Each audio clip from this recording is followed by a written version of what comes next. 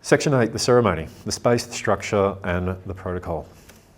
So preparing to receive. Arriving with correct preparation is an act of respect for the medicine, for the Yoponero, and also for yourself. The dieta is not a restriction, it's really a declaration of readiness. So follow the recommended Yopo dieta for at least a week before, preferably even longer. No pork, alcohol, processed food, refined sugars, reduced salt and spices. So I get asked all the time, why no pork? Is it a dirty animal? Is it because it's similar genetically to humans?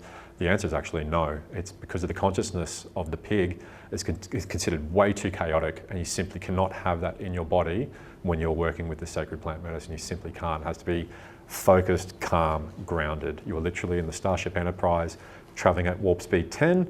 Any chaotic in there would collapse the warp bubble and cause all hell to break loose. So that's why it's out of the pre-ceremony preparation. Sexual abstinence, again, get asked this all the time, so no masturbation, no sex. The reason being is that the creative energy in your sexual energy center is one of the greatest powers that human beings have. This same energy center is what the plants tap into. So essentially, if your batteries are at full charge, the medicine is able to go very deep with you. If it's not at full charge, then it's just like a mobile phone. If it's flashing red, man, you've got an hour left and then it's out, right? The same story with your sexual energy. Reduce media, noise, and unnecessary social engagement. Really, it's a Western thing. It's about not being outwards. It's really about packing your life down daily and turning inwards, reducing all the noise and all the demands on yourself. And most importantly, get really clear with your intentions. So write that down and bring it with you to the ceremony and read it just before you sit down. This is going to be your why. If at any point during the ceremony things get hectic and get a bit too wild, this is your anchor. This is what you're going to come back to. That's going to remind you of why I'm doing this. And that's where you're going to get your resilience from. During the ceremony itself, Yopo is unusual in that you need to consecrate your body before you rock up for any sort of work. So it's literally a spiritual practice of completely cleaning your body. Sometimes you clean it twice. Cleaning your hair, cleaning your body, everything needs to be natural. He's very sensitive to artificial anything, artificial smells, deodorants and all that sort of stuff. It's definitely not conducive to a ceremony. And when you turn up, follow Yoponero's guidance completely. So there is an element of trust. Hopefully you've met with the Yoponero, you've already developed that repertoire and a relationship with them. They know your story, you know theirs, and you're able to go into that space together as equals, not I'm the king shaman and you're just the initiate. It doesn't work like that in a Yopo ceremony. You literally both go into the spaces as equals, which I think is really beautiful. Do not leave the ceremonial container under any circumstances. So once the Yoponero has set the space, he literally erects an energetic field over the entire space. You entering and exiting that is hectic for him to keep track of it and to protect you as you exit the space. So the only time you'd ever really need to leave a Yopo ceremony is to go to the bathroom. Other than that, everything else happens on the spot where you are.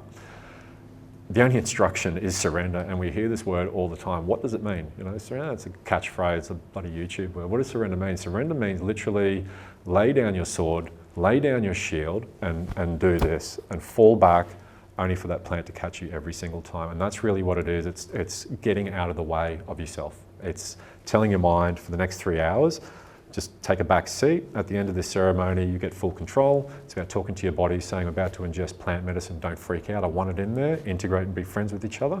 And it's about really connecting with who you are, not just as a human, but as a spiritual being as well, okay? Mapacho is often available throughout. So like I said, before you can become a master of Yopo, you must first become a master of Mapacho. So Mapacho can be used to either ground you, to help you purge, to mark intentions, or to connect with the space. So it's not rape, right? It's very difficult already to blow stuff up your nose anyway, so it's usually a puros or smoke through a Mapacho pipe. And usually I find in between the different rounds is a really great place just to kind of like ground you and bring you back.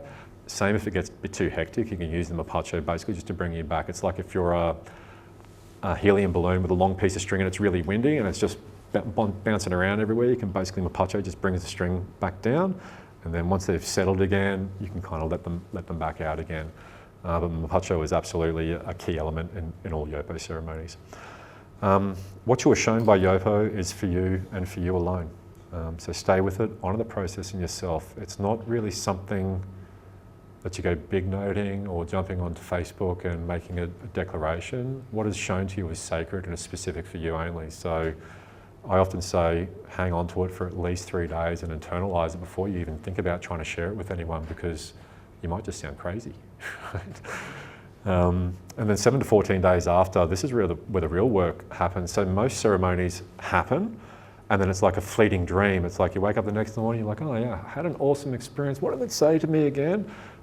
If you don't do the recall, it just becomes a fleeting dream and you completely can't remember it.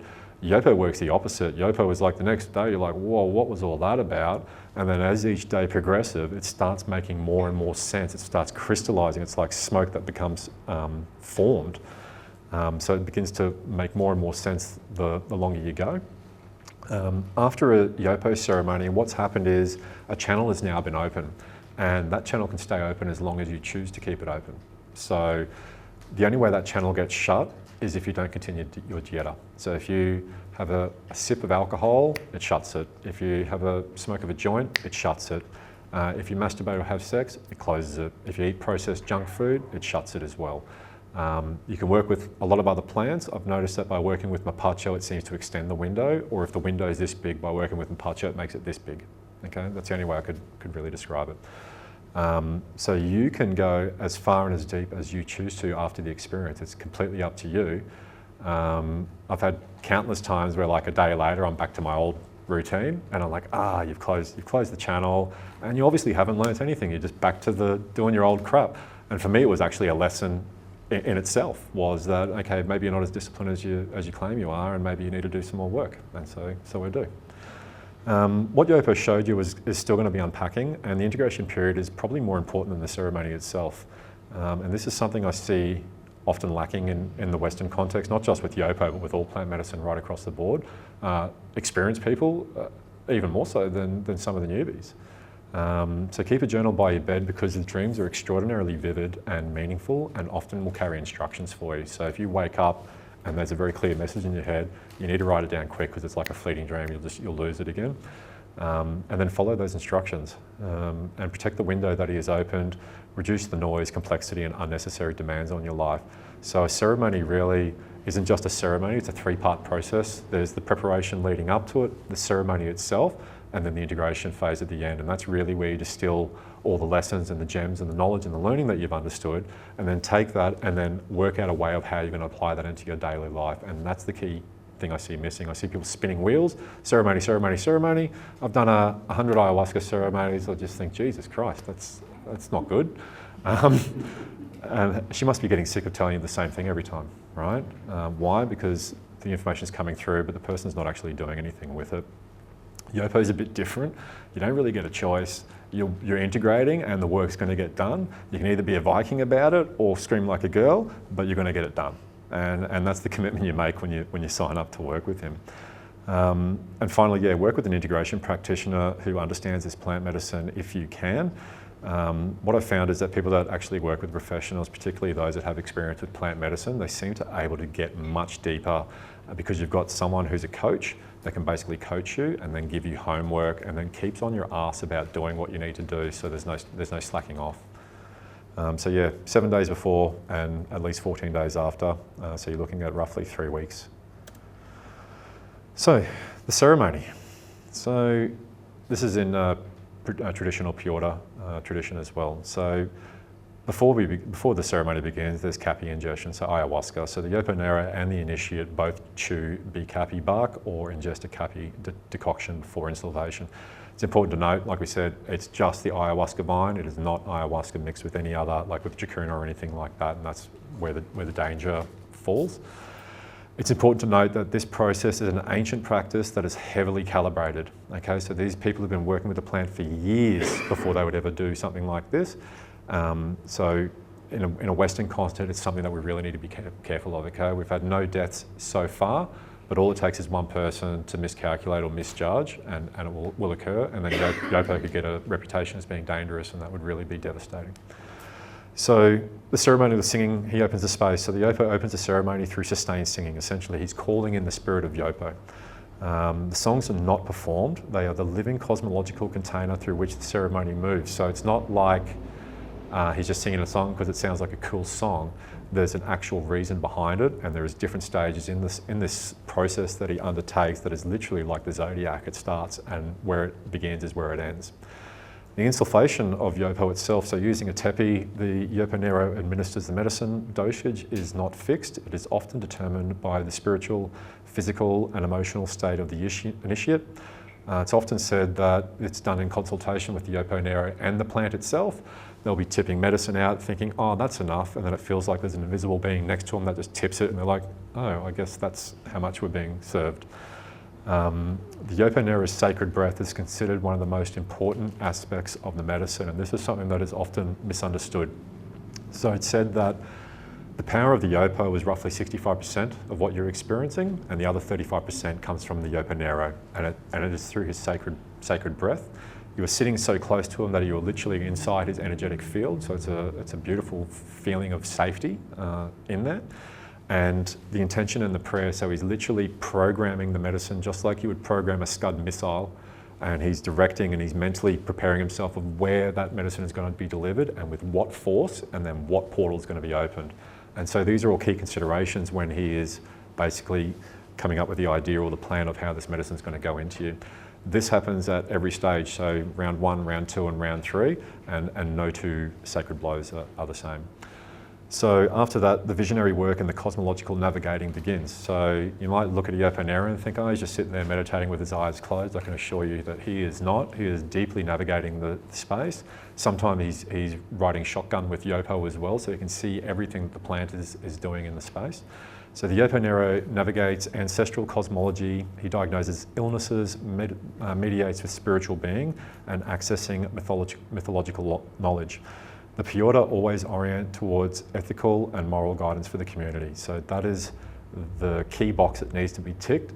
Is this good for all of us? If the answer is yes, then they proceed.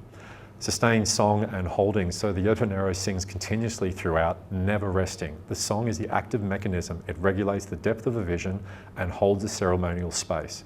Yopo and song are inseparable in this tradition. So it's just like a snake charmer.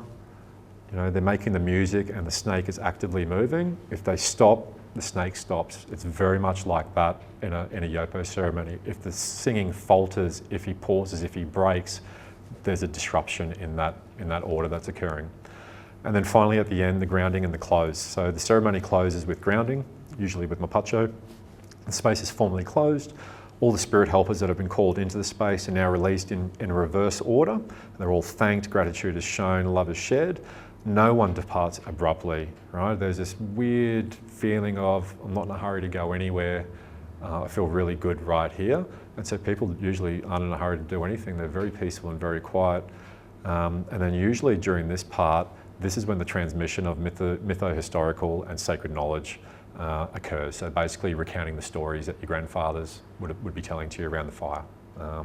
And I think it's a really beautiful way to close it. It really helps the person connect with their history and with their ancestry and with the stories of their great-grandparents. So, the sacred songs.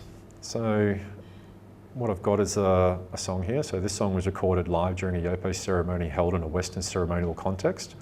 A female practitioner opens sacred space while the Yoponero serves the medicine. You will hear purging. This is a normal and expected part of the process. And the recording ends at 1 minute and 51 seconds, which is prior to the onset of the physical activation. So if you want to just join me, I'll get you to close your eyes. You are now a silent witness inside this ceremony. Let the sound find you. Notice what your body does. And notice what your mind thinks. A shift in your heartbeat, skin sensations, a wave of energy moving through you, the impulse to cry without knowing why. This is the medicine making itself known from a distance.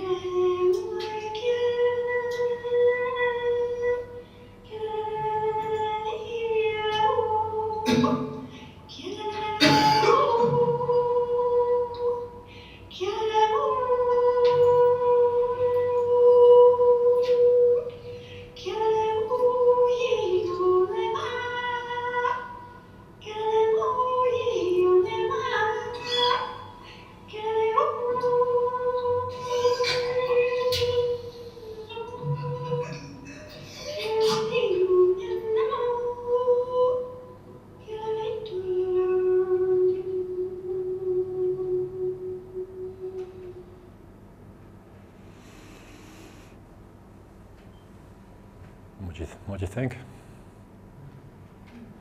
Pretty amazing. Anyone feel any sensations in the body? Yeah? Anyone would like to share what they were feeling at all?